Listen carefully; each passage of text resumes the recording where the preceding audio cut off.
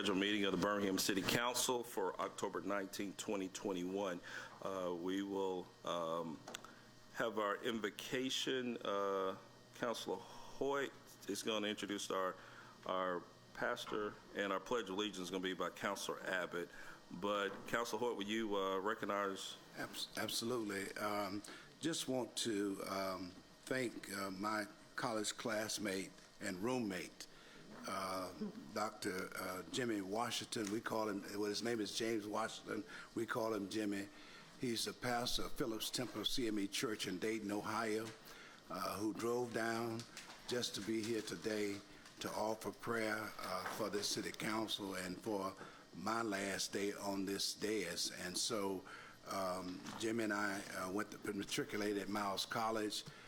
He went on to Claremont Seminary, one of the prestigious seminaries, and earned his doctorate and all. And so we're just really very grateful to have him this morning. And it pricks my heart that he has driven this long way to be with us this morning. And so, Dr. Washington, would you come and offer us invocation this morning? Thank you. Give him a hand. Well, City of Birmingham, it is indeed my pleasure to be here. I spent some of my formative years at Miles College, came all the way from California, and met Steve years ago. We had a little house on Avenue H that we rented for $100 a month back then. And we were struggling to pay that. Struggling to pay that. But I'm just glad to be here and celebrate your distinguished career as a councilman. I know how much you love this city, how much you love the state of Alabama, and we love your leadership, and we thank you for your service. Let us pray. O thou in whose presence our soul takes delight, on whom in affliction we call our joy in the morning, our song in the night, our hope, our salvation, our all. O God, we join with the words of King David that have been penned in Holy Scripture. This is the day that the Lord has made, and we rejoice, and we are glad in it. We are so grateful for so many things. We're grateful for this nation. We are grateful for this state, grateful for this city, and those who occupy the leadership of this city. We thank you for their lives. They are your servants, and give them the wisdom and the strength to do what is best for the citizenry, always remembering the citizenry first. We are grateful to be in this country, grateful to be participating in this day. Now bless this day, and again we thank you for the life of Stephen Hoyt and for his contributions to this city. We ask it in the name of our Lord Jesus. Amen. Amen. Please salute the flag. I pledge allegiance to the flag of the United States of America and to the republic for which it stands, one nation, under God, indivisible, with liberty and justice for all.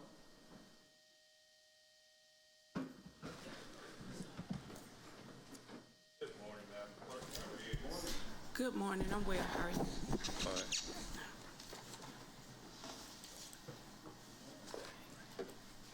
Councilmember Abbott. Present. Councilmember Hilliard. Present. Councilmember Hoyt. Present. Councilmember O'Quinn. Councilmember Smitherman. Good morning. Good morning. Councilmember Williams. Good morning. Good morning. Councilmember Woods. President Pro Tem Alexander. Good morning, President. Good morning. And Council President Parker. Good morning. Good morning. The minutes are not ready for May 4th through October 12th, 2021. Good morning, Mr. Mayor. How are you? Good. Good morning, Mr. President.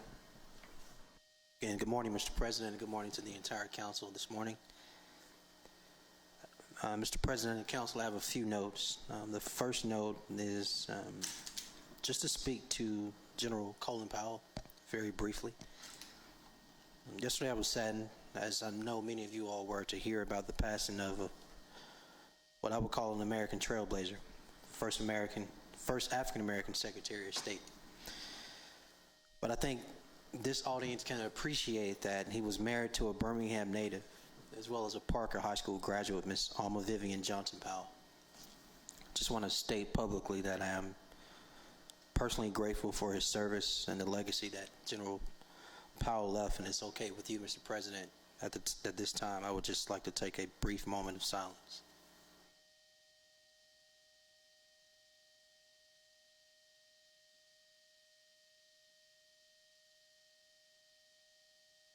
Thank you. Next, I want to call up a friend and a community partner to the front. I think she's been a friend to all of us, and that is Isabel Rubio. And as she comes, I think it's important that we acknowledge the impact she's had on the community, not only in helping start HICA, but everything she's done for serving the Hispanic community here in Birmingham and the region and the state for the last 22 years. This morning I have a proclamation to present to my friend.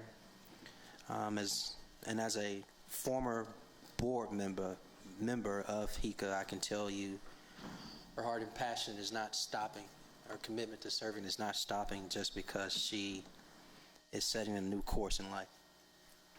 But the proclamation reads in part, and whereas since founding HICA, Ms. Rubio has raised more than $19 million to support Latinos with college access, citizenship, and access to capital, including small business development, entrepreneurship, and home ownership.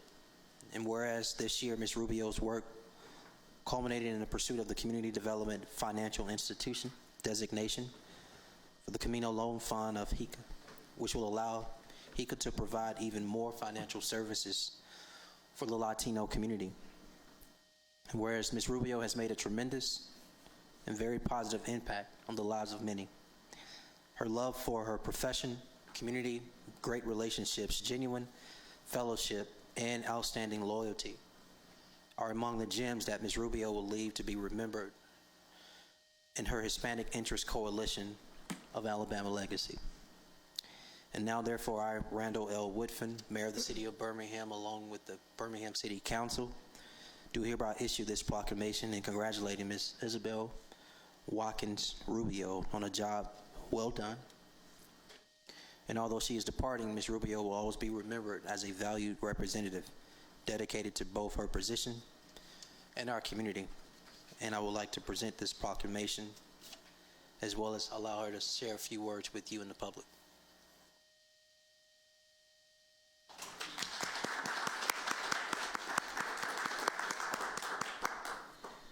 Wow. So when I started at HICA, Crystal, your mom was on the city council, and Valerie, you had just been elected. So there's been a lot of change in our community.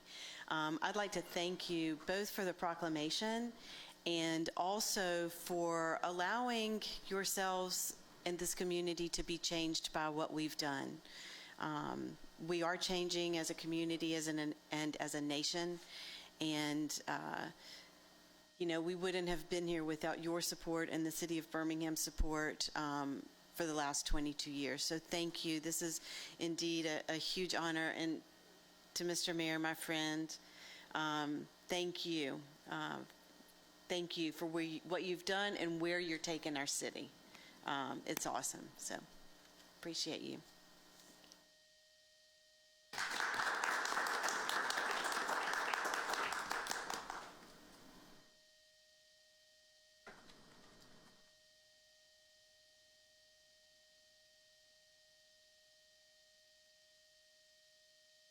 Mr. President, just a few more notes. Two, actually, I believe. One is this week marks Alabama College Application Week. Again, this week marks Alabama College Application Week. I know you all are all super fans of encouraging those who want to attend college to attend.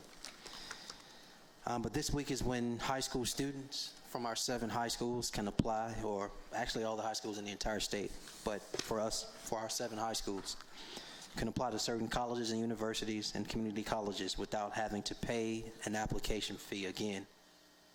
In applying this week, they can actually have their application fee waived. So for those in your district, for those who have high schools in your districts, for those who have family, friends, and just through your network, please share this information about taking advantage of the opportunity this week to have their college fee waived for any seniors you know in our city and community.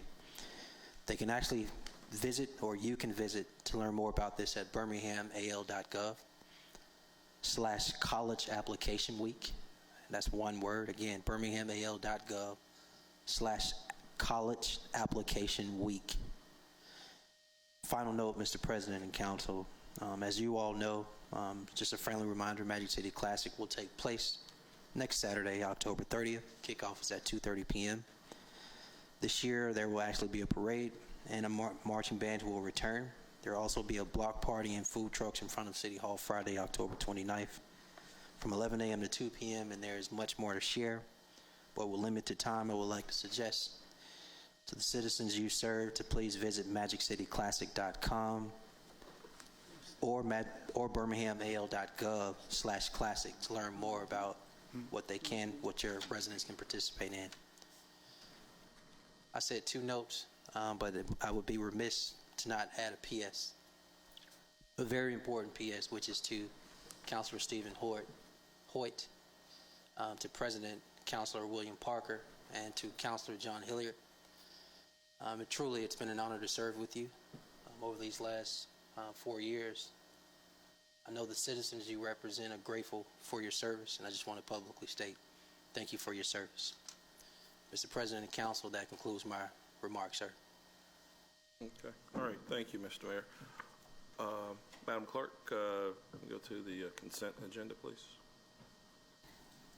Yes, sir. Before that, the nominations to board and agencies, we have not received any.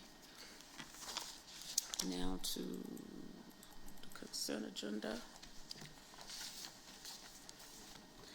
The consent agenda begins on page 2 with items 1, 2, and 3.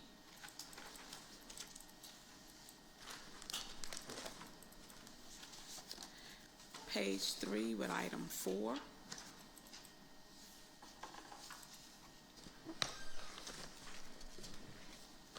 Page 4, item 5.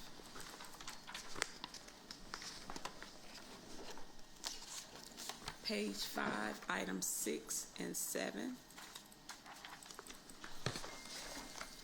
Page 6, items 8 and 9. Page 7, item 10.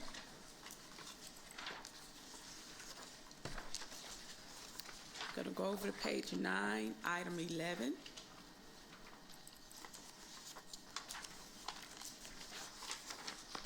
Page 11, items 12 and 13.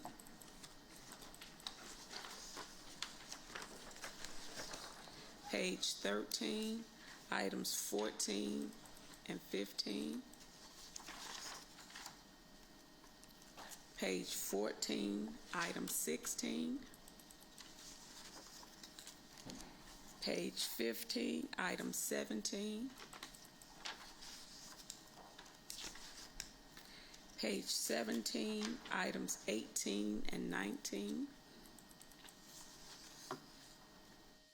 Page 18, item 24. Page 19, items 25, 26, 27, and 28. Page 20, items 29, 30, and 32. Page 21, items 33, 34, 35, and 36. Page 22, items 37, 38, 39, and 40. Page 23, items 41, 42, 43, 44, and 45. And please note on items number 41, it should be recommended by the purchasing agent and the Director of Information Management Systems instead of the Director of Planning, Engineering, and Permits. And those are all the items on the consent agenda. And please note we do have an addendum. You should have the revised addendum before you. Okay. Councilor Woods, we'll start with you. You're good on the consent? Okay. Councilor Williams? Yeah, I'd like to add items 22 and 23 to consent. And then, Ms. Dees, I have a question for you. I know that there was some last-minute changes to the addendum item. I don't know if it's 48 or 49, but the Yes, sir. special event do we have the wording? Yes, sir. What we're going to do is withdraw. The ABC Board asked that that it be combined into one application. Okay. So on here, we're going, if we would, just withdraw item 48. Okay. And then on item 49, we're just going to change the date. Instead of being November 5th, it'll be November 2nd through the 5th. Okay, so I'd like to also withdraw 48 and then add 49 and 50 to consent with the changes that Madam Clerk just mentioned on item 49. Excuse me, Counselor, you may also... Or do we need to take 47 off, or do we need to keep 47? You may, no, you'll keep, because you need to rescind that one. That one needs to be Okay, so I'd rescinded. like to consent 47 as well. Okay. Everybody good with that? Yeah, Everybody I follow it? object to 22 and 23, though. Okay, 22 and 23. Okay, but you're good with the other stuff on the addendum? Okay. Yes, ma'am.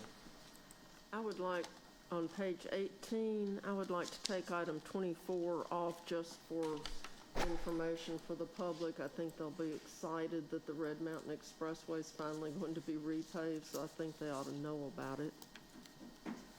Okay. That's the only purpose. Okay. All righty. Councilor Smithman, Councilor Hoyt. Yes, item 25, 26, and 27, 28. You give us a little grace today, aren't you?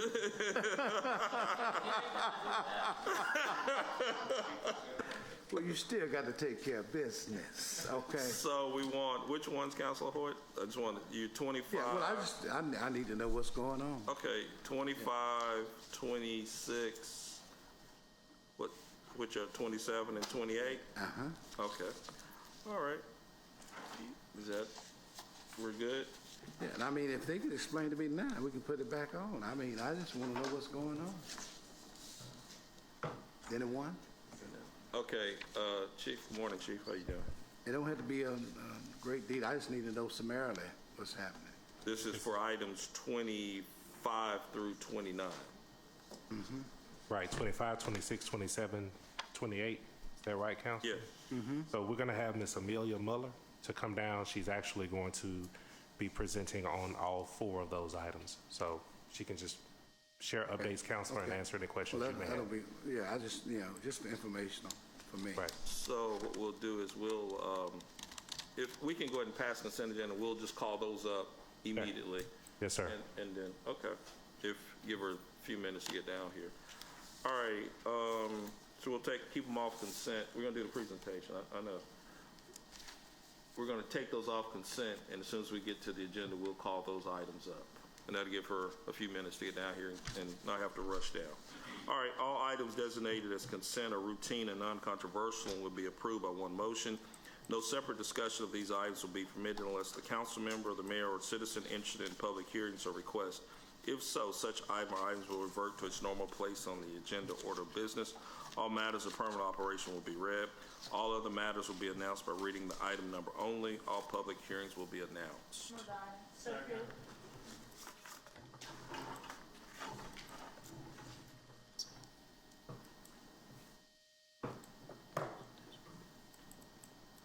right, that was Counselor Alexander, Counselor Smitherman.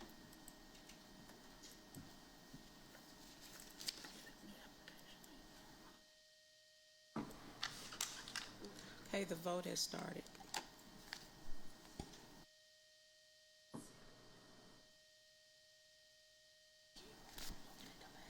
Councilor Abbott.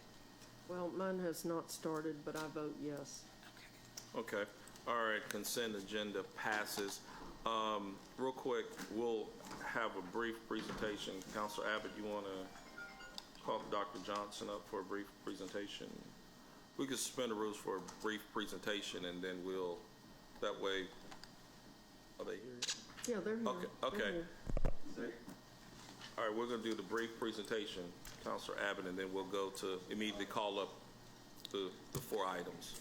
All in favor, let me know by saying aye. Aye. All opposed? Thank you. Well, we have Dr. Johnson here and her crew. If y'all could all come together so people can see your faces and know who you are so that they can know where to go.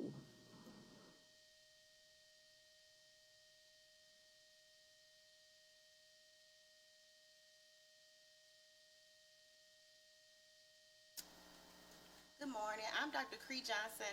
I am the... Ms. Dr. Johnson, you have to talk into that mic. Oh, can you hear me now? Okay. I'm Dr. Cree Johnson. I'm a board-certified family medicine physician, and this is my staff, Miranda Pruitt and Kiara Washington, and we are with Brownstone Healthcare, and we've partnered with you guys, the City of Birmingham, to offer the City of Birmingham employees the Brownstone Be Well Clinic, where the employees can come at no charge to them for primary care and urgent care needs. So we offer same day and next day availability to me, the provider, via phone, or we're in Trustful, or we're right here at 1700 Fifth Avenue North. We do not share the information with HR or with anyone here at the city, so we abide by HIPAA, and we are just excited to offer this benefit to the employees of the city, and we're open for business, and we wanted everybody to know so they can come and see us. Oh, it's also open to anyone on the City of Birmingham's insurance. That means your spouses, your dependents. If you're a retiree and you're on the city's insurance, you can come. And if you're a VISTA intern, you can come as well. So thank you guys for giving us this opportunity.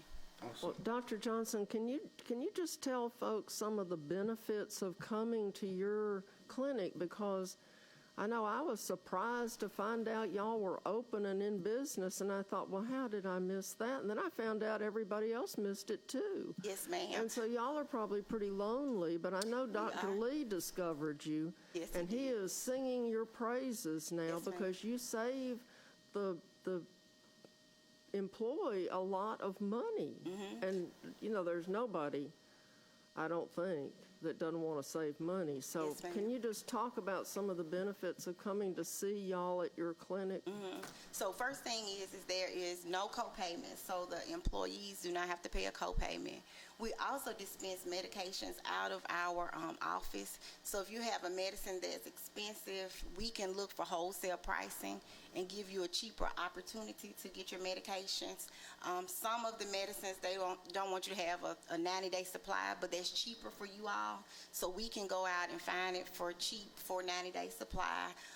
We dispense medicines. We do labs there in the office. We do COVID testing, the PCR testing, which employees need to have if they've been exposed in order to get back to work. So we offer that as well. So we are just here to be a one-stop shop for the employee to save them money, but also to save the employer money as well. And where do you park when you go to your clinic? So you can park right in the parking authority. There's a parking deck attached to us, and we validate your ticket, so you don't have to pay anything to park. So this is free. You pay a little bit for your medications, but I understand that you can get some pretty hefty discounts. Mm-hmm. And we just thought that it was important for people to know, because I hadn't talked to any employees who knew about you. I'm sure there are some. Yeah, we've had a few to come in, but we wanted to make sure to get the word out, because I know that you guys took the time out to offer it for the employees, and I hope they're coming here today. And we've been trying to go around to different departments to say we're here and it is a benefit for them to use. That's great. Thank you. Thank you. Thank you for coming this morning, all of y'all. Thank you so much. Thank you, President Parker. Wait, we have a question.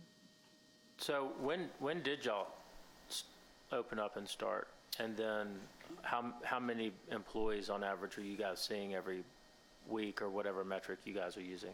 So it depends. We first opened in July. So we started seeing patients in July. We started in Trustful only until our location down here was finished. So now we are right there next to CAPS, across the street from the Hugo Black courthouse. So we're right there. The first month, August, was when we started to get around and pass the word around. We had about 100 employees to sign up, and they were all from Public Works. Public Works has really been excited about the endeavor. And then the second month, we didn't have any meetings like this, so we only had about 15 or 16 people to come.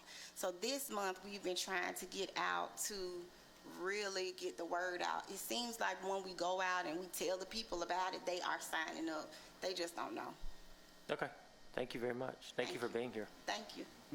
Excellent. All right, thank you. We're going to go, Madam Clerk, to the agenda, all of those. I think it was 25. Item 25. Okay. Ma'am? Item 25 is on page 19. A resolution approving and authorizing the mayor to execute any and all documents required for the city to complete and submit a grant application with Bloomberg Philanthropies 2021 Global Mayor's Challenge in the amount of $1 million to implement community-driven solutions to equitably increase access to quality, affordable, fresh foods in underserved communities if awarded. Take Yes. them all up or just? Yes, sir. We can do all of them, and she Okay. can give an overview and then answer any questions. Okay, all right. Item 26, a resolution authorizing the mayor to execute and deliver a memorandum of understanding with mayors for a guaranteed income and IRC Section 501c3 federally income tax exempt nonprofit corporation to conduct a guaranteed income pilot program in the city of Birmingham utilizing a grant of $500,000 on behalf of the city from mayors for a guaranteed income to provide monthly payments of $375 a month to 110 benefit recipients. Item 27, a resolution authorizing the mayor to execute and deliver an agreement with the Penny Foundation, a locally based IRC Section 501c3 federally income tax exempt Alabama nonprofit corporation in an amount not to exceed $40,000 for a term not to exceed 1 year to receive a grant in the amount of $500,000 from mayors for a guaranteed income to conduct a guaranteed income pilot in the city to provide monthly payments of $375 a month to 110 benefit recipients.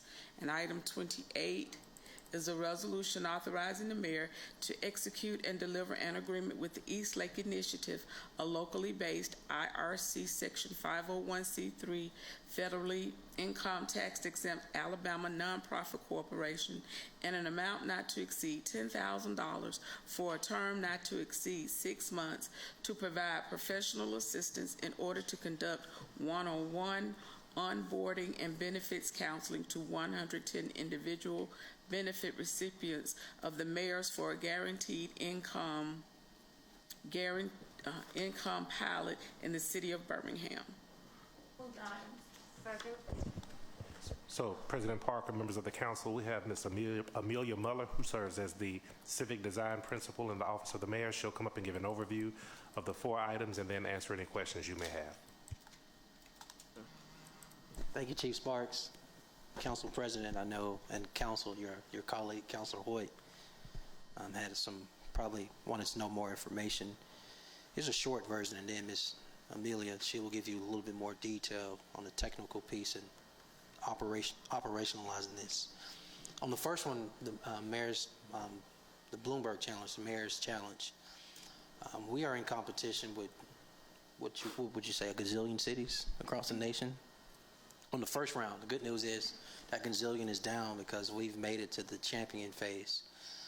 And so we are competing with other cities on what we think is an innovative idea around food security and food resiliency in our community. As you know, in the city of Birmingham, we've been talking about healthy food options and food deserts for quite some time. Collectively, the 10 of us for at least the last 4 years. And we've got partners in the community around this conversation. So we have applied for this. We have not received anything. Ideally, we have to win first to receive that award. We think we are pretty competitive in that process. On the mayor's guaranteed income, I'm going to allow Ms. Amelia to give you a little bit more detail. Thank you, Mayor. It's wonderful to be with you all this morning, Council. So Mayors for a Guaranteed Income is a national nonprofit founded in California. They are running pilot programs and really a research program across the country to test guaranteed income. You may be familiar with universal basic income or guaranteed income. Those are slightly distinct. Universal basic income is the idea that everybody, regardless of income, gets the same amount. Guaranteed income is a slightly more focused approach. So we are delighted to be one of over 20 cities that have received this grant from Mayors for a Guaranteed Income to implement a pilot here with 110 benefit recipients. We are focusing on single mothers, knowing that that population has been disproportionately impacted by the pandemic. So they'll receive $375 a month for 12 months beginning next year. And we're working through Mayors for a Guaranteed Income with a research partner to run that as a randomized control trial. So the city will actually have no hand in selecting the participants. That will be run by a separate research organization. And then the following two items, items 27 and 28 that you see, are for the administrative support of that program through the Penny Foundation, which will be distributing payments on behalf of the city, and East Lake Initiative, which will be providing benefits counseling to those participants so that they can understand how those additional payments may impact any other benefits that they may be receiving from state or federal resources. Again, explain to me about the Penny Foundation. They're going to be doing... Yes, sir. So Penny Foundation will actually be distributing the payments to individuals on behalf of the city. So each individual will receive essentially a debit card, and Penny Foundation is working with that system on our behalf to distribute the payments. So they're the fiscal agent on the distribution functionally. Okay. So and we've worked with them previously. So we're going to pay them $40,000 to distribute $500,000? Yes, sir. In the wrong business. That's fine. I think that's, I don't know. I just thought we could probably use some existing other agencies to have done that, and I don't think they would have been $40,000, but that's neither here nor there. But I just wanted to make sure what it is that we were doing, and I would hope that the council would advertise this so that folks know that this is available to them and that we do a good job of marketing with respect to this, because I think it's a good approach. Certainly if it can reach the people that need to be reached. And so have you identified the areas based on population, based on need, based on poverty? Have you done that? Yes, sir. So to your point about advertising, we are working on a full marketing campaign for it, working with community partners to also get the word out. So absolutely want to make sure that we're really driving awareness of this program. We are focusing the population on single mothers. And beyond that, we are keeping the parameters pretty narrow to just that. We feel that if single mothers with children under 18 at home feel that they might need additional support, we want them to apply. So we don't want to create a whole lot of hoops for them to jump through. And it's worth noting that we're sort of framing that population even more broadly than simply biological mother, but looking for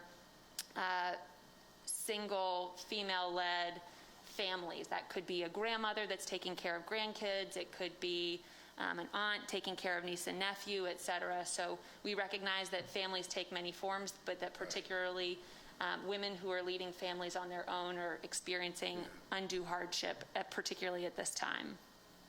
And also, you got single fathers that are raising their children too. So I don't want us to miss that. And I don't know if this is just tailored to that particular gender or just what, but I just think that there are a whole lot of fathers who are raising their children single-handedly. And so I don't want us to miss that, and maybe, I don't know if it can be tweaked or whatever, I don't know.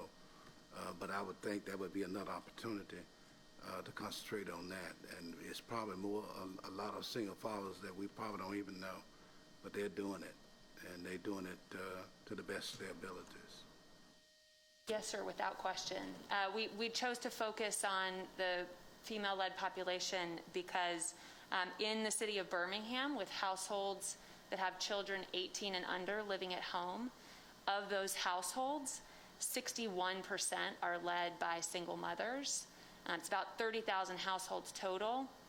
Of those, about 1,000 are led by single fathers. So given that sort of disproportionate share, we wanted to really focus on that population, knowing ultimately that we're limited to 110 benefit recipients here. You've already done the demographics on that? Yes, sir. Okay.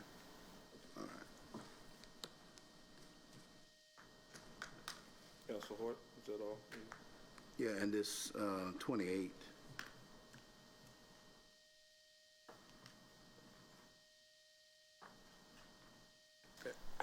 As relates to the East Lake Initiative? Yeah. Okay. Yes, sir. Did you have a specific Is question? that a new organization?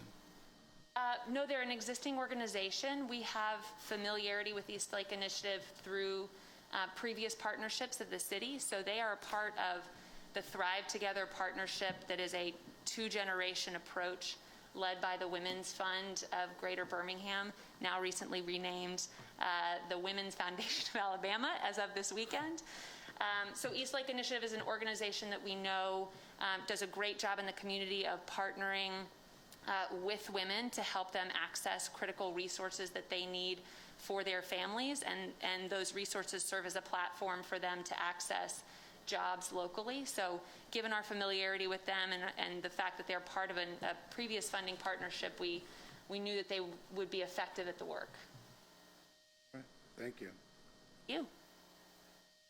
Yes, sir. Councilor Williams. Thank you very much for your explanation. You did an outstanding job. Also wanted to commend you guys on using the East Lake Initiative.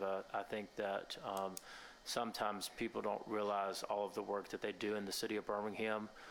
They are an excellent partner with the city, whether it's a direct connection to the city of Birmingham or it's independent work that they're doing on behalf of our citizens. So I very much appreciate that choice. Thank you, sir.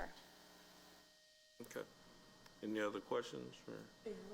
Okay, Councilor Smith. I don't know if you know about this. I know the Penny Foundation was thinking about doing a community-based grocery store in Smithfield. Do you have like an update on that? Or if they are part of that grant money with Bloomberg? For item 25? Or or if you just have an Just update. generally. Since it's So I would certainly leave it to Lord Watson, who is the head of the Penny Foundation, to provide the more detailed update. But having spoken with him about that project just a few weeks ago, I know it is advancing, but I would certainly consult him on exactly what stage he's at. And absolutely, he's a partner that we're consulting on the Mayor's Challenge program as one of many local partners who are working to address food access in the community. So it's possible for him to be a part of item 25 then? Yes. Okay. Thank you. Okay. Are there any other questions, comments? Okay. All right. Madam Clerk, we're ready to vote on those. The vote has started.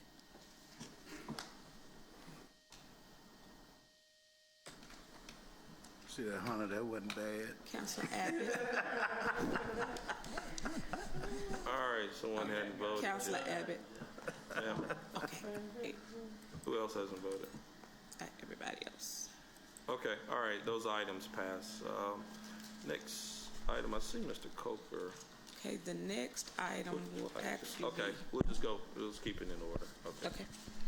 The next item will be item number 20. It's on page 17. An ordinance to amend the General Code of the City of Birmingham, Section 2-3-3, City Holidays, to add the observance of Juneteenth Independence Day. And this is an item of permanent operation, so we need unanimous consent first. Move for unanimous consent. Second. All in favor, let it be known by saying aye. Aye. All opposed? Okay. Okay, the item, Move the item. Second. Okay, 1 second. Takes me just a little minute.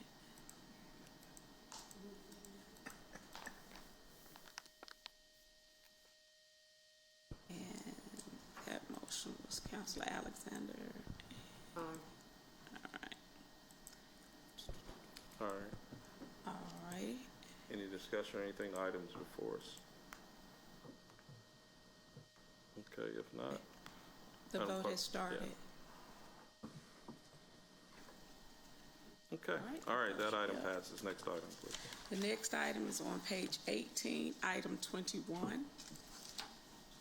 An ordinance granting a franchise to Tech Links, Inc., doing business as C-Spire for a period of 10 years to install and maintain telecommunication facilities and systems to provide telecommunications service and other services to include broadband within the city's rights-of-way and certain other matters more fully contained in the franchise agreement. C-Spire will pay to the city an annual franchise fee related to telecommunications service equal to 5% of gross receipts collected within the corporate limits of the city and 1.5% of gross receipts collected within the city's police jurisdiction. Again, this is an item of permanent operation, so we need UC first. Move for unanimous consent. Second. Okay.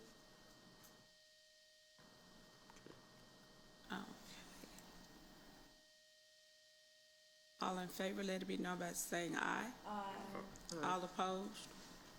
Okay. Move the item. Second. Okay. Okay, item is before us. Any questions? Yes, sir. So, President Pro Tem Alexander, has this been before your committee? Yes, sir, it's been before the, also in addition to utilities, this also came before Budget and Finance and Economic Development. And how are we going to monitor the 5% that we expected to receive? We do have, turn that over to administration for the Yes, answer. ma'am. Yes, ma'am. Yes, ma'am, Madam Pro Tem. Counselor, we have Attorney Lucian Blankenship, who's here. He can explain the logistics of how we'll monitor and track. Attorney Blankenship, if you could.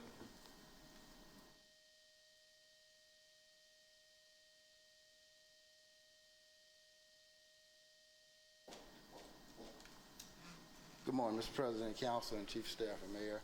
I'm Attorney Lucian Blankenship, and I also have with me Katie Wallace, who's the Deputy General Counsel of C-Spire, and Nicole. I keep doing it, I'm sorry. And Attorney King. We've all been working together for the last 2-3 years trying to get this agreement done, and we were finally able to get it successfully completed. And speaking with Council Pro Tem Wardeen and all the different committees, and this is a new franchise agreement that's going to bring the 5% to the city, Councilman Hoyt, and there is a process to monitor it through collections and regular reporting to the city that's required in the agreement to be provided by C-Spire to the city on a regular basis. And the city also has the option to go in and audit the accounts at any time that they saw fit to do so. Okay. All right. I just want to make sure, sometimes we make these deals with these folk and we don't follow up with them, and we don't know if we're getting all we need to get or not. So, and it won't be the first company that have done that. So, but if we're gonna get 5%, I think my street need to be paid. So that's fine. Yeah, and I don't want to shoot you. Attorney King was very insistent about making sure that we had the right parameters and protections in place in this agreement that would protect the city, and we worked extremely hard to make sure that we did that. And I think, and the presentation to all the committees, and that question continued to came up, so I made sure we dotted our I's and crossed our T's to protect the city. So. You said, Attorney King, that I'm straight. Okay. Any other questions? Councilor Hort, you good? Yeah, no, that's good. I just want to make sure, we need the money. Okay. All right. Anyone else on this side? Then I'm going to go. You're good. So in this contract, does the 5% negate our typical fee that we charge for digging in the street or a city right-of-way? No, in terms of the 5% is basically what you would get when it comes to the percentage that your city would collect on from any of its franchise fees for the work that you're doing in the right-of-ways.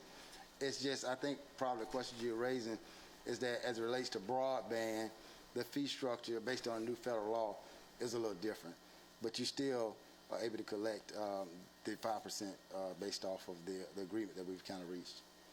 Okay, so we also then will be collecting the fee every time there is any digging on a city street or right away.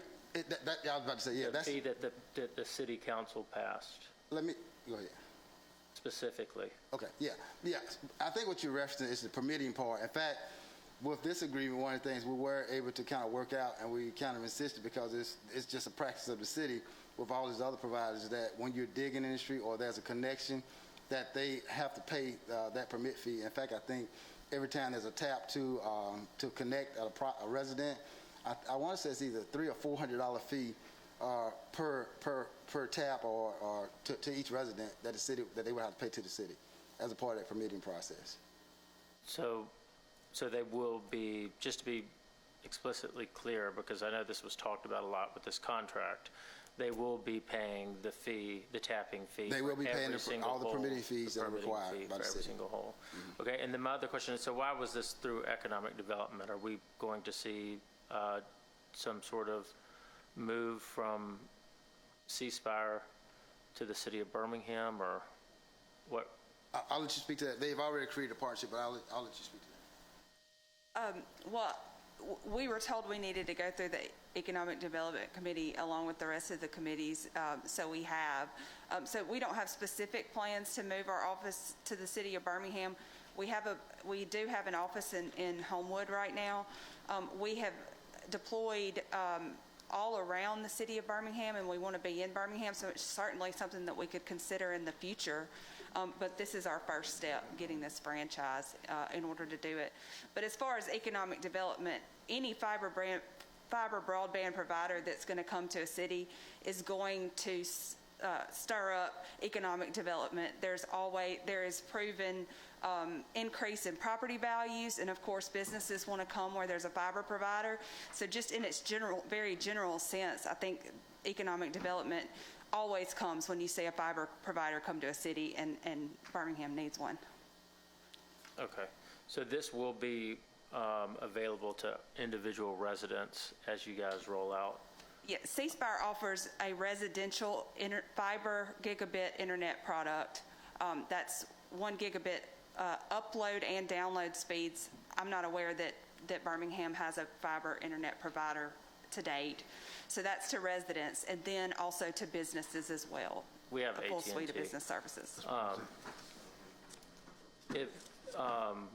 Okay, I'd love to talk to you at some point, not now, about, I know you guys have a presence in Homewood, and I know that obviously Birmingham is a larger hub and larger jurisdiction, and I think that you guys being one of our main providers, I think there's a lot of opportunity for you guys to be here in the city of Birmingham. I really do. And I think that the way that this city is growing from an economic development perspective in terms of technology jobs and jobs around around connectivity and from a technological stance, that you guys would be a good fit and good partner. So I hope that you will, you not you specifically, but you as a group would entertain that. We'd love to talk to you. I think that was our initial idea and plan, and we've kind of been bogged down working through this. So if we can make it through here, we'd love to talk to everybody about getting more involved in Birmingham. Thank you for being here. Thank you. And Councilman, just to reassure you, go ahead. I just want to reassure Councilman Hunter, one of the things that we talked about with Council Pro Tem Alexander is that we were going to make sure that we got C-Spire together with her office as well as the rest of the council to figure out deployment, opportunities for the city. So that's something that's definitely being worked out. Okay. Councilor Hoyt, if President Pro Tem has not spoken to this issue, indeed, and that's then fine. I'll come back to you. I can wait. President Pro Tem. Well, I want to thank both of you. You have gone through each of our committees and provided this information. I know you were at the Utilities Committee, and so we didn't have a full quorum to ask the questions that have been asked today. So I appreciate you for bringing those questions forward and for providing this information. And so we look forward to the opportunities you'll bring to our residents here in Birmingham. Thank you. Okay. Councilor Hoyt. Yeah, I wanted to know how many employees do you all have? C-Spire is located, its headquarters are in Ridgeland, Mississippi. It started out as a local telephone company, then grew into a wireless company, and it's now the largest wireless provider in privately held wireless provider in the country.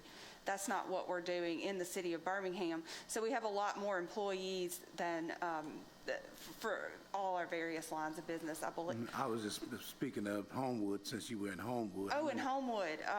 I wish I knew. I don't want to tell you wrong. Could you talk to me about diversity? I'm sorry? Could you talk to me about diversity? Diversity. Well, our C-Spire has a diversity program and a diversity committee, and it's something that we take very seriously. What specifically would you? Well, I'm just, if I made a visit today, am I going to see some black folk over there working in the office?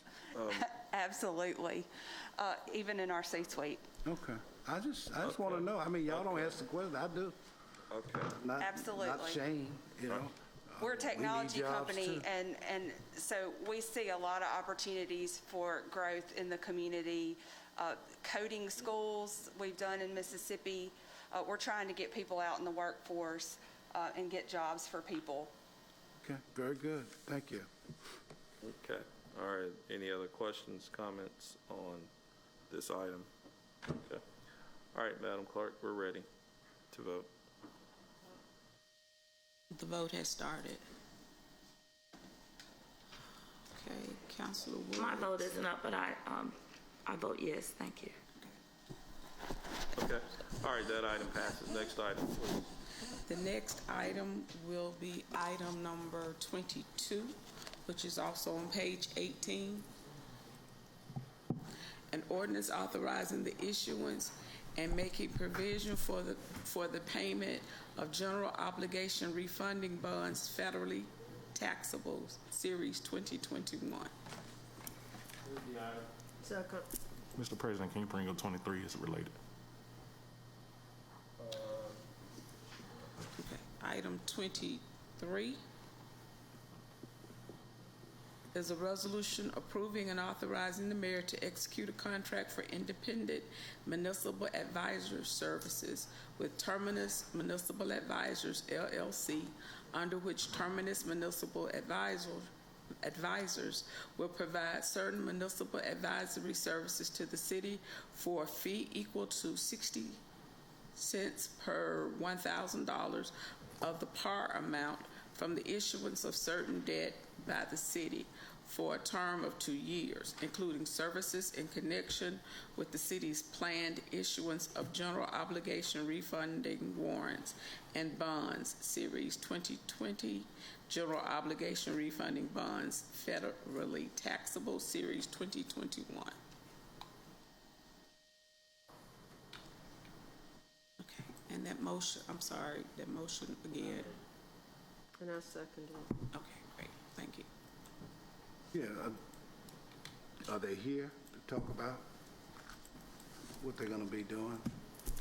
Yes, sir. Mr. President, Councilor Hoyt, we have Lester Smith and our finance team that can speak to the item. We have an opportunity to refinance two of our older bonds to get a better rate to lower our debt payment and debt service on the amount by at least 7 to 8 years. So I have Lester Smith that can come speak to that, along with, I think, Goodlow and Matthew Ayrton of our finance team is also here, financial advisors, to speak on it if you have any other questions. Right. So what is the savings that we're going to experience?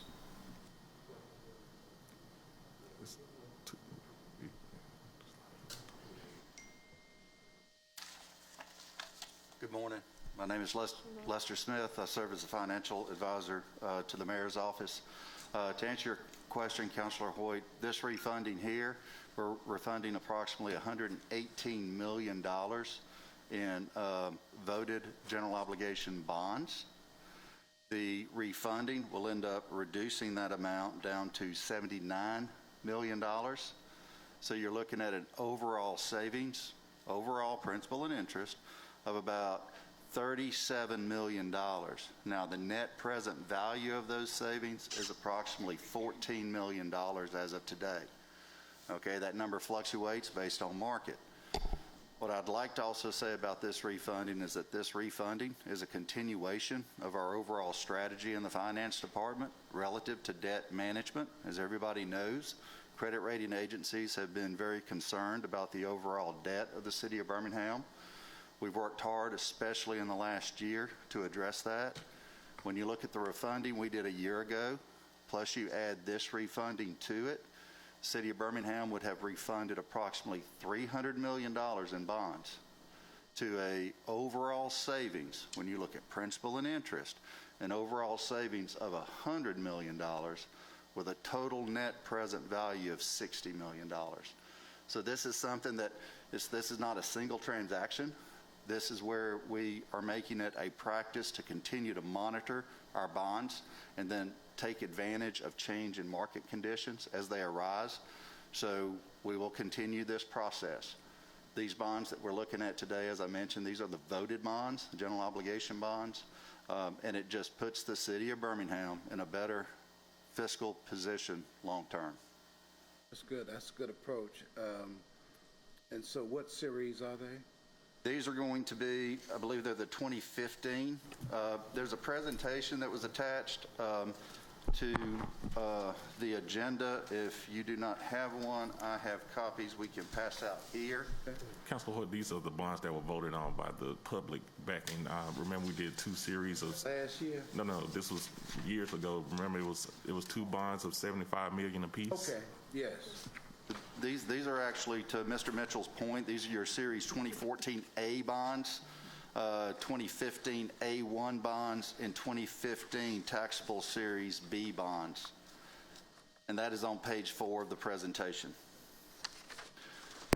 To also add to what this will do is, if you think about, we always use the example of your home mortgage. What this is going to literally do is it's going to shave 6 years off the life of these bonds.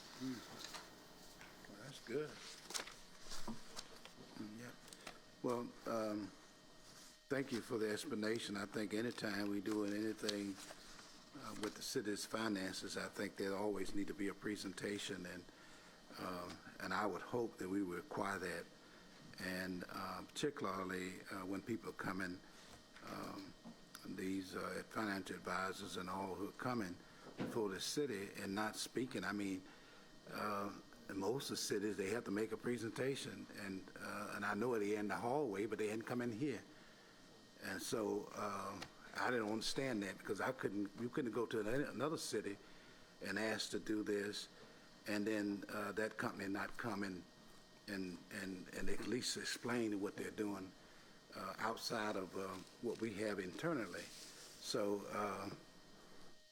yeah, that's going to be on this council, but I just, this is the first time I've experienced that. Generally, people come and make a presentation.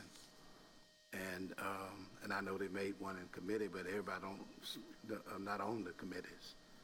And so, and I don't know what questions were asked, but I just think this is important. The public needs to know what we're doing because this is a good thing. I'm good.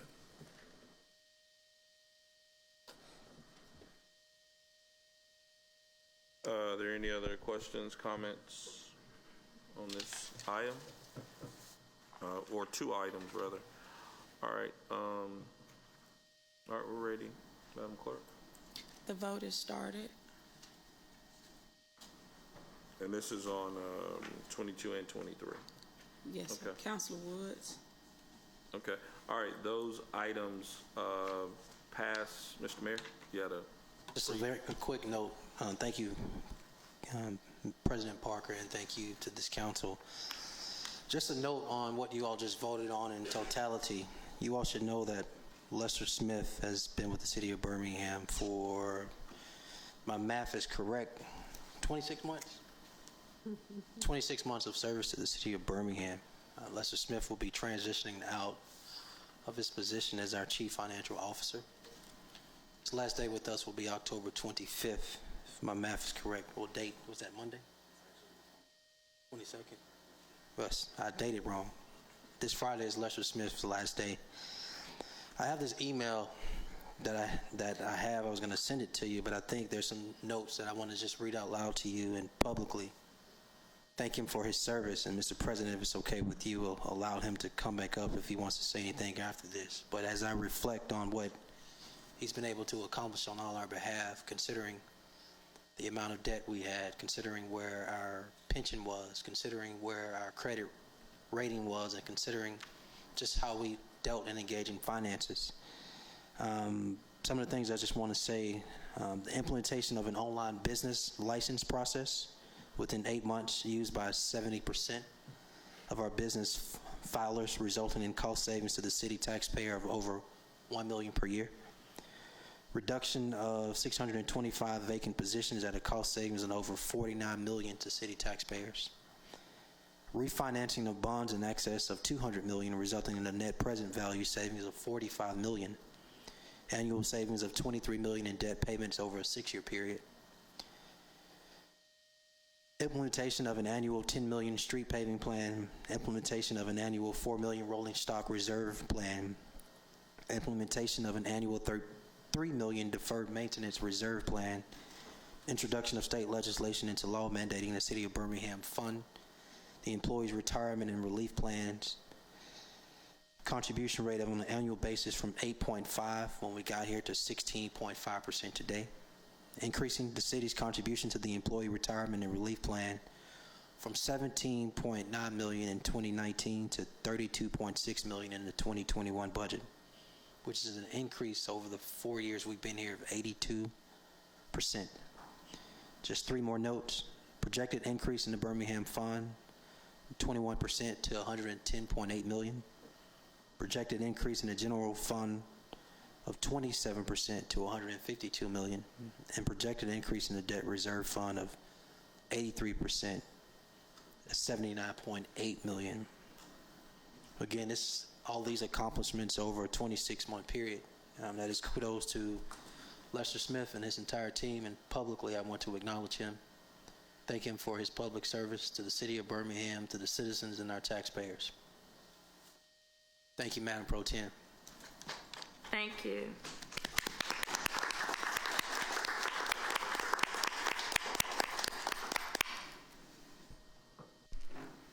I think the only thing I'd like to add is I'd just really like to thank this council and this administration. None of this could have been done without teamwork. It took everybody working together. It took everybody sharing the same vision and being committed to, unfortunately, making some tough decisions, especially during the economic crisis, in order to ensure that this was accomplished. I'm extremely proud to say that I think the city of Birmingham has fared well during this time. I would say that it's fared probably better than a lot of its other sister cities in the southeast. And I think that the city is poised for some great things, especially if the trajectory that we were on to begin with. So all I have to say is that thank you so much. The easiness of my job was totally in the hands of this council and this administration. And just thank you all for your support. I appreciate you all. Thank you. Mr. President? Yes, ma'am. Yeah, Mr. Smith. I would just like to thank you for your efforts. Our loss is someone else's gain, and what you've helped us to do is pretty amazing when you think about the situation we were in just a short time ago. So I just want to say that I am sorry we are losing you and wish you Godspeed. Thank you, ma'am. I just want to make sure on this end. Okay, Councilor, please. Yeah, Lester, I've really enjoyed being able to work with you. I think that you've done an awesome job. You kind of were handed a laundry list of financial issues that we needed to solve collectively, and you did an outstanding job with a surprise pandemic in the middle of it.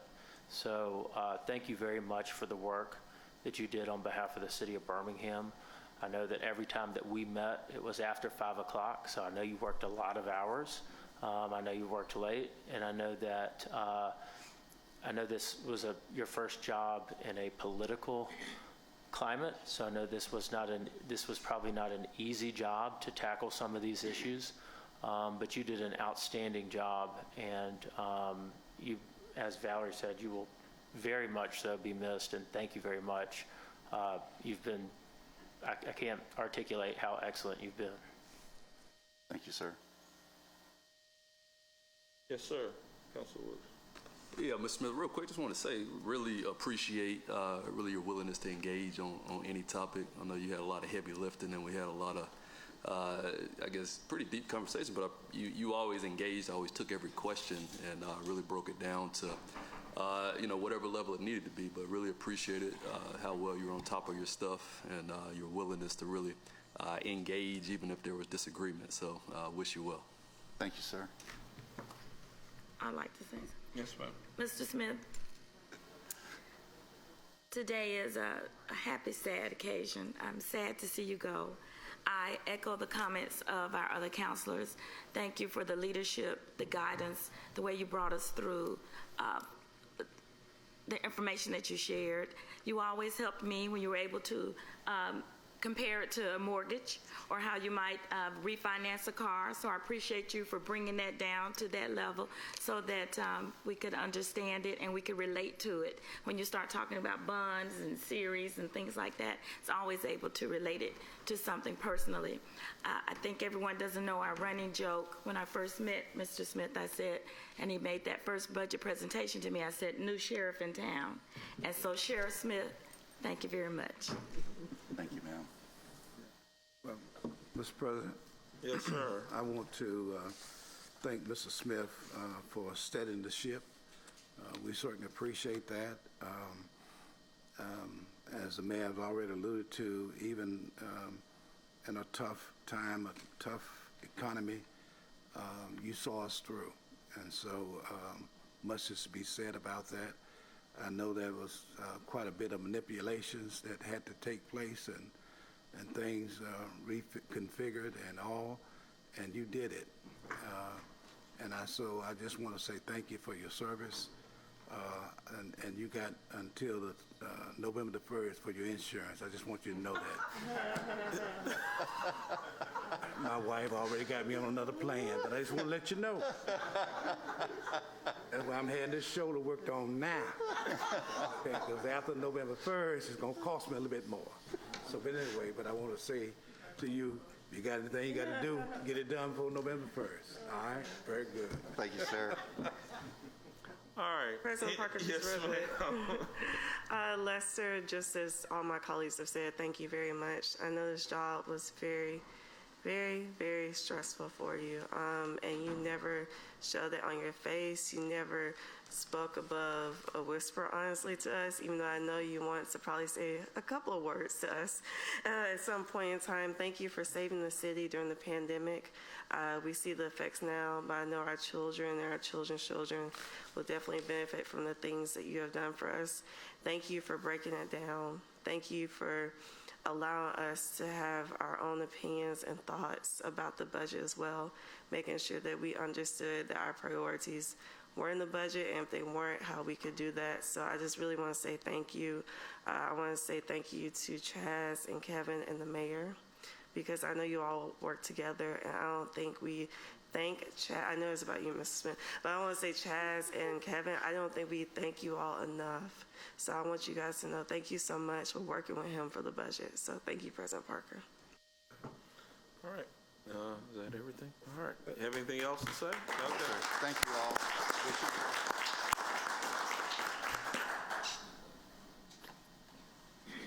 All right. Next item. Yes, sir. Before we go to that next item, I just talked to Ms. Garner, and there's a resident on the line about an item that was on the consent agenda. So I'm not quite sure how you all want to handle it. It was a weeds assessment on page 15, item number 17, property 240. They have a concern about that. I didn't know if you wanted to reconsider the consent agenda, or would you all just want us to take that particular property off, or how do you? Okay, I think that item will be withdrawn, has been withdrawn. Is that? Well, I think the protocol is to reconsider the consent. Yeah, just to withdraw, but you have to reconsider. Okay, all right, I just want to make sure. All right, let's move to reconsider. Second. All in favor, let it be known by saying aye. Aye. All opposed? Okay. All right. All right, which item is? It's item number 17, property 240. 240, okay. If you would like to just remove that, and you can re-adopt the consent agenda minus that piece of property. Okay, all right. That item has been withdrawn. Okay, and so now I need a motion to re-adopt the consent agenda. Move to re-adopt. Second. All in favor, let it be known by saying aye. Aye. All opposed? And I do have the information chief. Okay, all righty.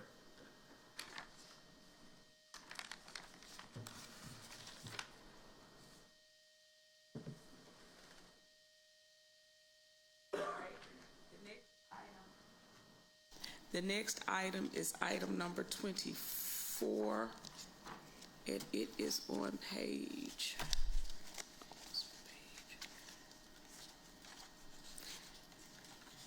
18.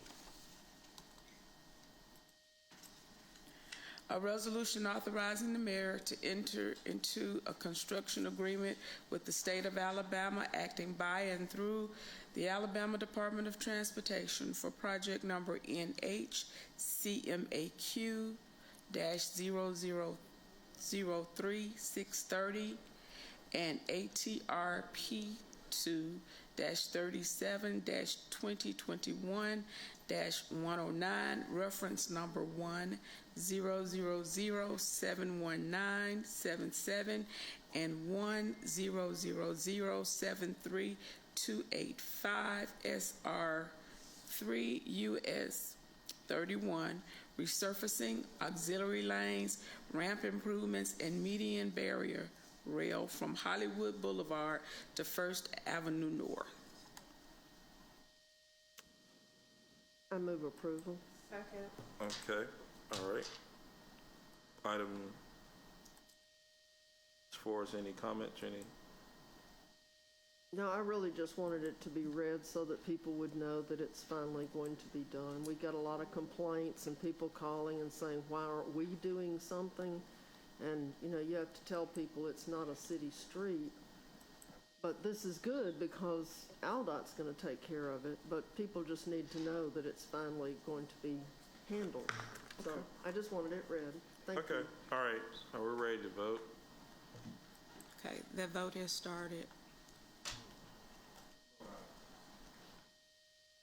Oh, okay.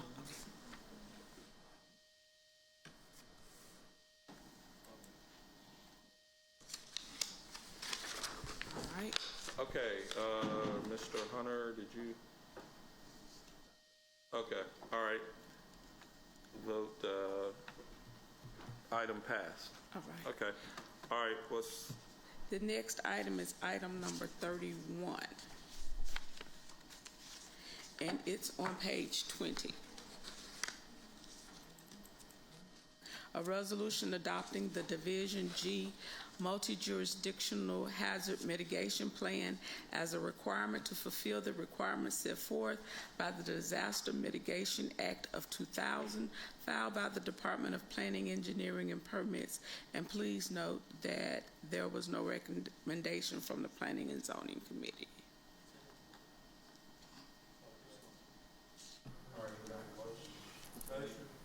Second. okay, all right.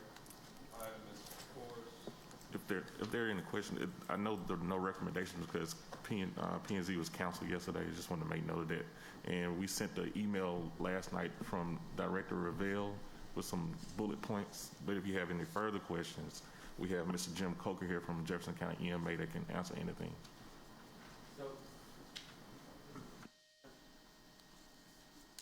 Actually got confused by the email from Mr. Also, Mr. Coker, that mind kind of explaining exactly what's going on. And I guess my confusion was is that this allows for generic decrease in our. Actually, excuse me, I haven't talked for a while. The hazard mitigation plan is required by FEMA. It's got to be revised and resubmitted every 5 years. This is tied to federal funding of different varieties. And the purpose of a hazard mitigation plan is to assess the risk associated with natural disasters and how that risk can be mitigated for our communities. There was a change in procedure. Previously, each of the 67 counties had to develop their own plan. And for this 5-year increment of the plan, the state of Alabama decided that we would do it regionally. So instead of 67 plans, we went to 7 plans. The state of Alabama then awarded the East Alabama Planning Commission a grant to develop the plan for Region G, which is basically us northeast to the Georgia line. That plan was developed and submitted to FEMA. It was approved, and the Jefferson County Commission has also adopted it. So we are currently working under an adopted plan.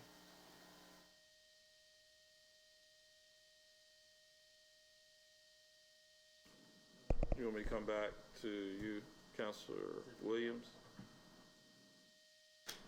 No, I'm good. I'm just confused about the email now. Okay. All right, let me go around. We'll come back to you if you need. Well, you know, I did a search for the email and I couldn't even find it. So what I wanted to know is this that we've been presented with today, is this the update of the 5-year plan with all the historical, it flooded in 2003 and all that? Yes, ma'am. So this is the update? That's correct. What was updated on it? I mean, what was changed? Because we couldn't tell from what we were sent. There were no, red lines or anything, and so we don't really know what was changed. Okay, this is Melissa Sizemore. She's an EMA officer with us. She worked very closely with the Planning Commission to update the plan, so I will let you address that question. Good morning and thank you. So essentially what was changed within the plan was just updating the historical information and then adding additional types of mitigation actions that we could take as a city and as a county to help mitigate the effects of disasters in the future. So it essentially broadened what we can do and what kind of funds we can apply for that we can bring into the city and into the county to do specific types of mitigation projects to really truly help reduce the effects of disasters disasters in the future. So this included effects from tornadoes and floods, because we all know we do, just recently we did have a very impactful flood within the city of Birmingham and within Jefferson County, and allows us to apply for funds through the federal government upon millions of dollars of funds through the federal government to really truly complete these projects and make sure they can get done within the city of Birmingham. And we work hand in hand with PEP to be able to apply for these funds and to make our county and the city of Birmingham a safer place for our residents. Well, when I was reading it, I didn't see any mention of climate change. I guess we're being politically correct, or I just missed it. And, you know, political correctness, be damned. I mean, we're experiencing worse and worse levels of, you know, heavier rains, more flooding, more everything. You know, I don't get the politically correct part. I mean, I don't even understand why that's here. We all know it's happening. Even the morons know it's happening because they're getting just as flooded as the rest of us are. So, you know, that was my only thing. I read through it and I thought, well, I guess we're, you know, we have to make everybody happy. But the weather isn't going to make anybody happy. You know, it's not going to change just because people are in denial. So that was my only comment. I just read it and kind of thought, And certainly that's the purpose of the plan too. We do know that the extremes of weather are truly becoming more extreme and they are occurring more frequently. And that's what the mitigation plan is certainly for, is for us to be able to apply for funds to help reduce the effects of those disasters in the future due to more frequent occurrences of extreme weather that could be applied to climate change. So yeah. Good, thank you. Mr. President. Yes, sir. Yeah, and I heard just recently, I think it might have been last week, that the time for those persons who were impacted by the flooding to apply for federal dollars to assist. Are you all familiar with that? Okay. And so, and I think the cutoff is maybe at the end of this month, I believe. So I can help clarify that. So we are currently conducting a damage assessment that was for the flood that happened on October 6th within Jefferson County, which did impact the city of Birmingham. The deadline for people to report their damages is this Wednesday. That way we can do whatever we need to do to get the process done with state local assessments, federal local assessments, to be able to wrap up an application to be sent to the governor's desk and further sent to FEMA so we can help apply for federal assistance to hopefully get some financial assistance to the residences that have been impacted by the floods. Well, good, because we had some folk who called in our office that were affected by the flood, so I think that'll be a great thing to do, and I'm hoping that my assistants listen, which they do, and so we can try to help and maybe get this person the application in. And Councilor Hoyt, the deadline to report locally is tomorrow evening. Okay. So we do have a self-reporting option. It's on our website. It's been provided to the city of Birmingham. Please encourage anyone who has not reported to go ahead and do that. Okay. Melissa told me earlier today that we've already had over 500 residences in this county impacted. Yeah. That's very significant. The state is operating on a 30-day deadline, which began October 6th. So this is why we've got the push to get everything finished by tomorrow so we can go ahead and get it to the state. So just one quick question, Mr. President. Yes, sir. Mr. Coker, on y'all's website, is that submit? Submit a storm report, yes, sir. Okay. Thank you. It can also be accessed at jeffcoema.org/damage portal. It is also pinned on top of our Facebook page and our Twitter profile as well, if people want an easier way to access that form.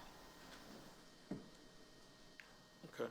Any other questions, comments? And then with the individual property owner that submitted the report, whatever, at the end of the day, would they be a potential recipient of assistance? Is that how that works? So this essentially gives us an idea of how many residences have been impacted by the physical disaster. So even if they do not report damage, but did sustain damage and didn't have time to report, and we do in fact receive some form of financial assistance, whether it's through FEMA or SBA, they will still be able to apply for that type of financial assistance regardless if they report it or not. This just allows us to plead our case better to the federal government and to the state government to wrap up an application to be able to apply for some type of federal funding for assistance for the residences that have been impacted by the floods. If y'all do get that funding from FEMA or the state, whichever one, will you please let us know about it so I can Absolutely. get my, You'll know in short order. all my flooded residents, I can alert them. Thank you. Absolutely. Okay. Any other questions, comments? Okay. All right, Madam Clerk, we're ready. The vote has started.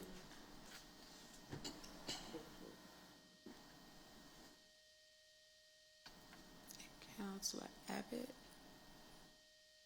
Okay. All right, that item passes. Next item, please. Okay, the next item is on the addendum, item 46. A resolution recognizing the month of October 2021 as Domestic Violence Awareness Month in the city of Birmingham.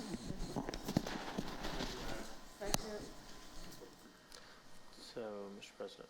Yes. On this item, obviously, with the obvious, it is Domestic Violence Awareness Month, but every municipality in Jefferson County has a similar resolution, and we are all collectively passing this resolution in each of our respective municipalities in the Birmingham metro area. You know, I think it's very important that we realize that the prevalence of domestic violence in our community, it's a national issue, but specifically here in the city of Birmingham. You know, we have three main types of criminal homicides in the city of Birmingham. One of those is domestic violence related homicides and domestic violence related assaults. So I think it's very important that we join with our sister cities across Jefferson County, bring awareness to this, and make sure that it is something that we acknowledge exists and that we talk about, and that we continue to talk about in a way so that people can find resources if they are in a situation where they might need that kind of help. So that is that is the background of this. Okay. All right. Madam Clerk, we're ready. The vote has started. Okay. All right. That item passes. Is that all? Okay, yes, sir, because the remaining item is item 48, and it's withdrawn, and that completes everything on the agenda. All right, good. All righty, closing announcements. Councilor Hilliard, we're gonna let you go last, okay, since this is your last one. So, all right, how do you want to start? Councilor Woods? Thank you, Mr. President. A few announcements. One, Sun Valley Neighborhood Association will meet tonight at 6:30 p.m. at the East Pinson Valley Rec Center. The Huffman Neighborhood Association will meet next Monday, October 25th at 7 p.m. They'll be meeting via Zoom again. Saturday, October 23rd, 7:30 to 8:30 a.m., Calvary Resurrection Christian Church will hold their October grocery giveaway. The church is located at 356 Kilo Springs Road. Also on Saturday, October 23rd, we'll have our 19th Bee Litter Free Community Cleanup for the year. We'll meet at Carson Crest Apartments on Carson Road. Again, that's 9 a.m. on October 23rd. Thank you, Mr. President. Okay. All righty, Councilor Williams? Yeah, today's public safety meeting has been canceled.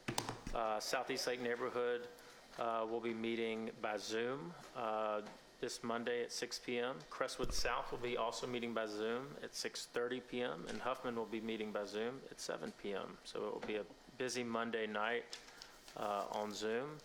And also wanted to to acknowledge I know we spent some time with Mr. Hoyt last week, but also want to acknowledge our president and chair of economic development. This might be the last time for the foreseeable future we're at the dais together, but it has been a pleasure serving with both of you gentlemen, and really all three of you gentlemen. So I would be remiss if I did not bring that up. All right, thank you. Councilor Abbott. Thank you very much. The next Budget and Finance meeting will be held on October 25th, 2021 at 3:30 p.m. Submissions are due on October 20th by 12 noon. That's tomorrow. As is normal, we would appreciate it if everyone had complete applications rather than, promising to give us information sometime later after the agenda has already been issued. So tonight we have neighborhood meetings. 5 Point South neighborhood meets at 6 o'clock in the social hall at the Highlands United Methodist Church. And then this coming Monday we have Crestwood South neighborhood at 6:30 p.m. as my colleague has noted. So that's all for me, and I will miss my colleagues.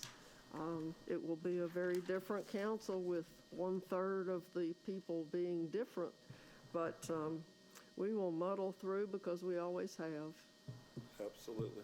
And I came in with a council that had 8 new people on it and 1 old guy who'd been there 18 months. So you can overcome almost any challenge. So Godspeed to all of you. Thank you. Councilor Smither? Thank you. Thank you, President Parker. More Than Conquerors Faith Church will have their fall festival next Monday from 5 to 8 p.m. They'll be having candy and all types of supplies, and MTC is at 1327 Denison Avenue Southwest. Greymont Neighborhood Meeting will be tomorrow at 4:30 via teleconference. And then, sorry y'all, UAB will have their live Health Smart Alabama Wellness Band. They will be coming to 6th Avenue Baptist Church this Sunday from 9 to 1. The screening is at no cost to you and is in partnership with the UAB School of Medicine, Division of Preventive Medicine. You will receive your results on the spot. So after a short intake, physical measurements, a small finger stick so you know your blood pressure, pulse, height, weight, BMI, cholesterol, and glucose levels. And we all hope that these results can assist you on your healthy journey. Masks are required. Also, they will also be throughout the city. President Pro Tem Alexander, they'll be at Greater Shiloh on Sunday, November 25th from 12 to 3. And they'll be there November 7th at the same time. And I think and they'll also be at the Friendship Baptist Church and New Beginnings Church Ministry throughout October and November. I also want to say thank you to Councilor Hilliard for all his kind words. Thank you for moving us forward with the Port Authority and all the economic development you brought to the city. So thank you. I wish you well. President Parker, thank you. You encouraged me to get on the city council, and so I am forever grateful for you. Thank you for all your ideas and what you've done for sports. You don't really tell us a lot of the things you have done with sports and how you have helped the city of Birmingham until the last minute, but hopefully you will continue to help us move forward. Thank you for continuing to save Legion Field when everyone else kind of gave up on it. So hopefully we continue both of you guys' ideas, your initiatives, and everything else. So thank you. You will be missed. All right, thank you. Councilor Hoyt? Yes, sir. The Green Acres Neighborhood Association meets tonight, the Lifting Christ Worship Center at 6:30, and the Inslee Neighborhood Association meets at 6 o'clock, and that's via conference call, and I don't have that number with me. I want to also kind of make up for last week. I failed to mention Ms. Johnson. You all know that we wouldn't look half as good if it wasn't for Miss Lanford Johnson. She makes all of us look good. And I just want to say thank you and kudos to her, as well as Stephanie McGee, who always kind of keeps us laughing at ourselves. And you know, what is laughter? It's medicine for the soul. And so we appreciate the medicine that she's been giving us over the years or so. And to Rhonda, nobody can do it like Rhonda Meadows, okay? And so I just want to say to them and Miss Connie, thank you. And I think that's all. And I did thank the rest of the central staff, but they have been really excellent in working with. And what can I say about my colleagues? And I would tell you this, Council President, I shared with the young Democrats on yesterday. They asked me to speak for their 12 o'clock meeting, and they asked me about different ones that I've worked with and all. And I told them that we really have to thank you for your vision. I said, if you want to, if you realize what William Parker has done for this city in terms of entertainment, the entertainment tax that helps us to offset some of the projects that we need to get done in our communities. And when it comes to the UFL, I saw that there was a negotiation with that. You know, you brought soccer here. I mean, it's in a number of things that you have quietly you know, not mentioned, you know, that I probably would have amplified, but you know, but you have done that and you've done it well. And so this city will be forever indebted to you, sir, for your service to this city. And I want to say to my fraternity brother, John, and all of you received notes. My wife, I was writing last night up until the wee ends of the night, and she said, "What are you doing?" I said, "I'm writing each one of my colleagues a note, a personal note, because you know, you don't have to work with good people, and y'all are all good folk. We don't always agree, but I thank God for the space that He's had me in with you all, because it's blessed me. I'm better because of Hannah Williams. I really am. I'm better. I know you're better because of me. I know, listen, and Valerie, you got, and Councilor Abbott got the longest note because we've known each other for so long. But I just appreciate each and every last one of you all. And John, as I've shared with you, I think there's greater work for you to do. And you know what that note said, and I don't want to dispose, but I wrote you and all of you, including the mayor and the chief of staff and both of the chiefs and Chaz, just to tell you how much I appreciate the opportunity to having worked in this wonderful city, historical Birmingham, and you all have been a blessing to me, and I look for great things from you all as you continue. But I just want to say to my colleagues who now going to join me fishing, John and I talked about even get on the golf course. You know, I've been trying to get this arm right so I can, you know, get back out there and do a little something. But I've enjoyed working with all of you. You each are very talented and very gifted in many ways, and so I appreciate that. And I told Hunter, I'll just share this with you, that he really is my favorite. Oh boy! I put it in writing. I know it is in writing, so it lives forever. So I appreciate that very much, and it's vice versa. Yes, sir. Bless you all. Wow! What a day! All right, Mr. Hilliard, you're gonna wrap us up with District 9.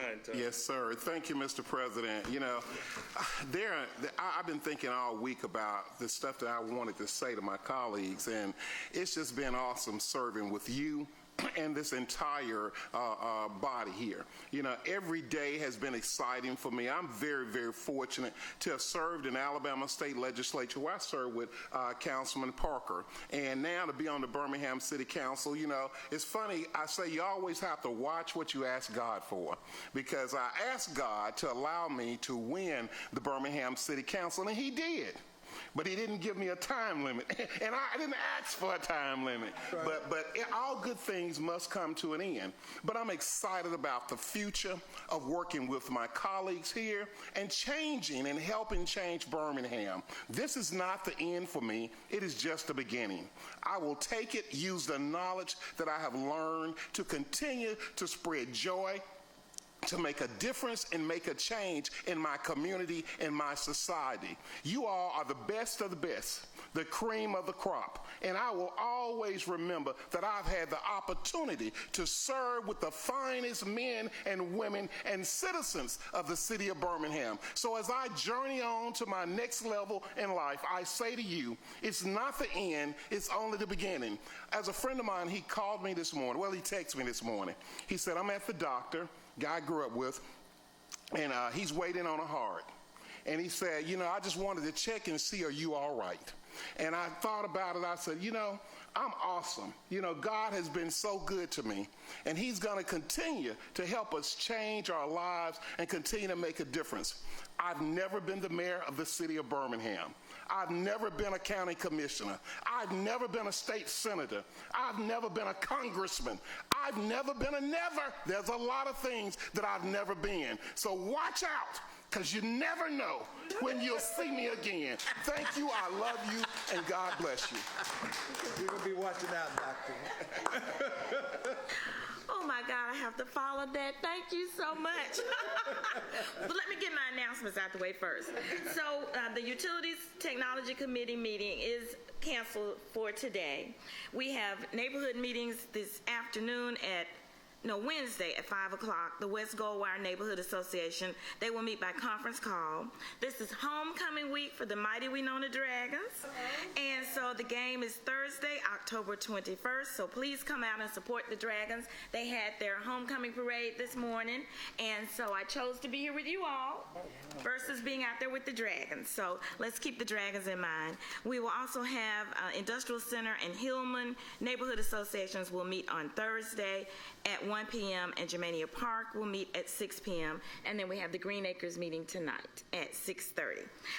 Keep in mind the information that was shared with us earlier about reporting any damage that you have, and that was with jeffcoema.org. Last week we did have our first Thursday in D7, which was a teleconference call, and it was very timely that we had our PEP director Edwin Reville. He talked about stormwater management and some of the flooding and issues that we've had, and so we were happy to have him. As I say goodbye to our colleagues, I just want to say I'm very thankful for the opportunity to have served with each of you, and the three of you. You have a special meaning to me in different ways, and so I thank you. I thank you, Councilor Parker, for the opportunity and the guidance and the leadership to have had this opportunity to serve. I thank you, Councilor Hilliard. I stole most of your ideas, and they've been very successful, so thank you very much. Great. We wouldn't have First Thursday, we wouldn't have Souls to the Polls, and so I thank you. You've been very innovative in how you run your office.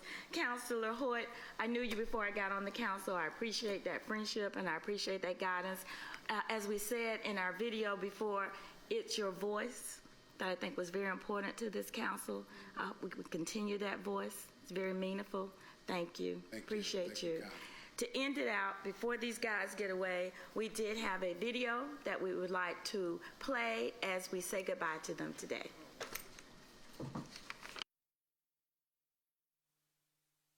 Hi, it has really been a pleasure serving with Councilor William Parker and Councilor John Hilliard on the Birmingham City Council. Councilor Parker, number one, really want to thank you for your service here on the Birmingham City Council. I think these are tremendous opportunities that we have, but it's a lot of sacrifice. And so I think, you being a part of this for 8 years, you have a full understanding of what it takes day to day, week to week to be a counselor. And so that's awesome. But I've enjoyed serving with you. I've learned a lot from you, really watching the way you've dealt with issues, really brought new innovative ideas, really pushed the limits of what the norm was. And so you were never afraid to, if you had a big idea, to bring it to the table, to bring it to other people, to ask for that support and push it. And we need to, those are things that are needed in the city. You need people that are innovative, that have ideas, that are willing to stretch what everybody just thought they wanted to do. And so you're definitely an out-of-the-box thinker. I have thoroughly enjoyed being able to work with two of my favorite colleagues, both Councilor Hilliard and President Parker. They both are very passionate about representing their districts and representing the city. Hey, Councilor Hilliard. I'm going to miss you so much. You have been supportive from day one. I'm going to miss at the end of the council meeting here is District 9 time. It's District 9 time. Councilor Hilliard, man, I have really, really thoroughly enjoyed serving with you, man. Like, honestly, you know, it's been really an honor. You have been such an influence on the community. Thank you for encouraging the youth, and we're going to miss you, but I know we're going to see you very soon. I want to say that I had really enjoyed my time serving with Councilor Hilliard and Councilor Parker. Certainly will miss having both of them around. I've enjoyed working with Parker. I'm going to miss his famous, okay, doctor, just hold off, doctor. But anyway, I'm going to miss his intellect.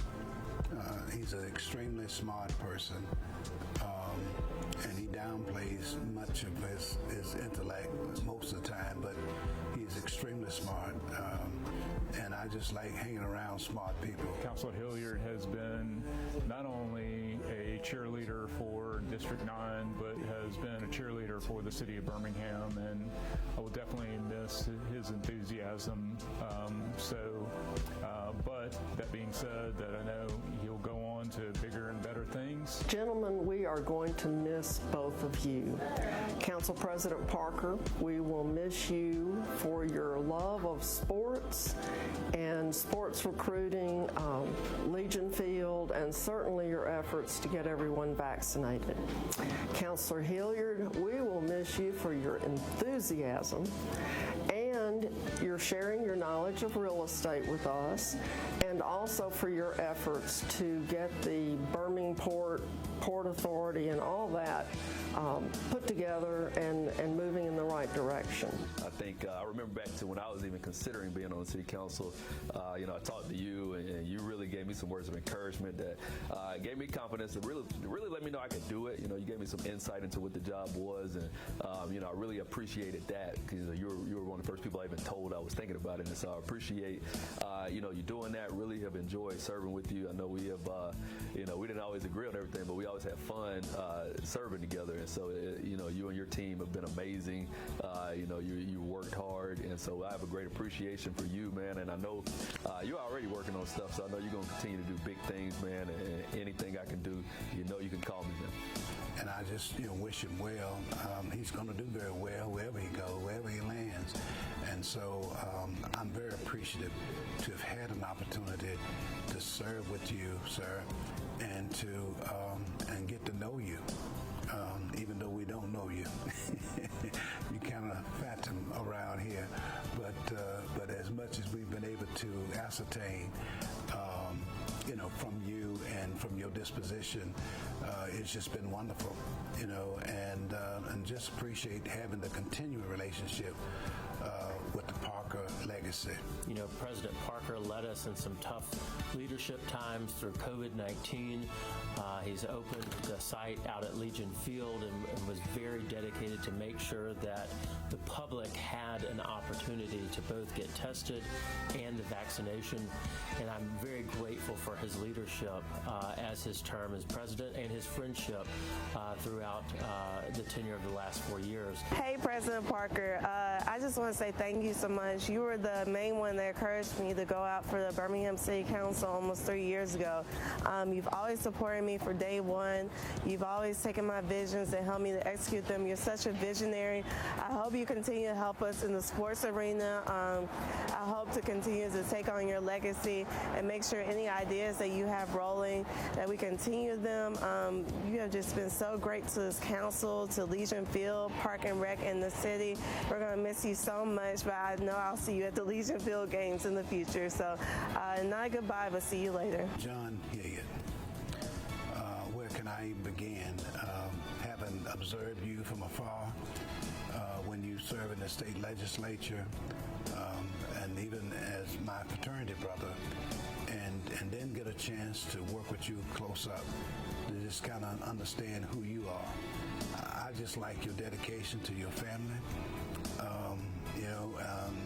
I wish I had a mother to take care, and you were very attentive to your family, to your mother, and even the children that she, have, special needs children that she is raising, and that speaks volumes to me. That shows me your heart, and it's good to be working with folk who have a heart, and you do have a heart for the people. Enjoyed serving with you and really wish you the best going forward. I know we have not heard the last of you. I know you're going to do some major things in this city, and anything I can do to help you, let me know. Councilor Parker, we've worked together for these past 4 years and had some great ideas around things such as improving Legion Field in McClendon Park, and really appreciate his advocacy in the midst of a pandemic and staying so on point with making sure that there's equitable access to vaccinations and testing. No one can dispute that he has been a champion on those two issues. So certainly we'll miss that as we continue to be in the midst of the pandemic. You have done a lot for this city. You put us on maps that we've not been on before with respect to, the G League is coming, and the football league that I think they're discussing now, and the whole irony that we have a entertainment tax, which all major cities have. I've paid as much as 18%, but you have done that with the with the caveat of taking care of these communities, and I really appreciate that very much. Councilor Hilliard, he is 100% both dedicated to his district and the work that he's done throughout the city as chair of Economic Development Committee, and I think that I've learned so much from him, from his expertise, and we're going to miss both of you guys very much. But again, I feel confident that Councilor Parker, you're going to go on to do bigger and better things and have great opportunities lying in front of you. So I look forward to tracking your progress and continuing to stay in touch. Nobody can get a crowd going like John Hilliard, okay? You always make things exciting, and that's what life is really all about. And so I want to say thank you, sir. I've enjoyed working with you. You're a great man of God, and I look for you to preach one day. So that's on your bucket list, I know. But thank you. Thank you for your service. Thank you for the kindness of your heart, and thank you for your intellect. So we will miss you. We wish you the best in your future endeavors. And look forward to continuing our friendship and staying in touch. I wish them the best regards, the best of luck, and continued service to our great city. I've enjoyed working with both of you. I want to continue our friendship, and good luck.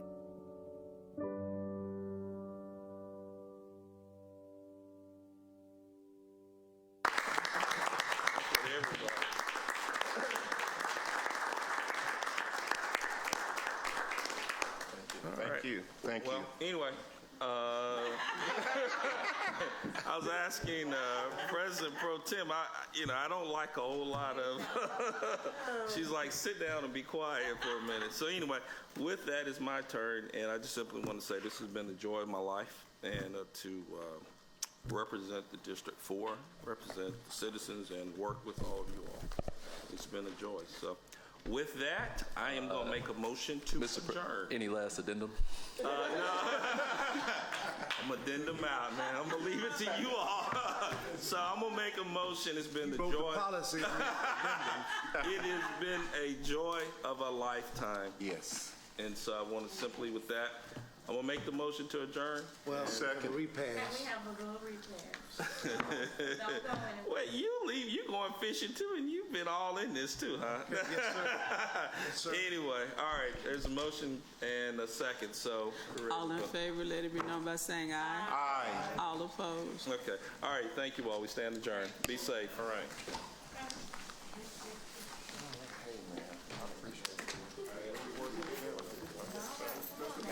All right, thank you. Enjoy the you as well. That's right. That's right. Absolutely. All right.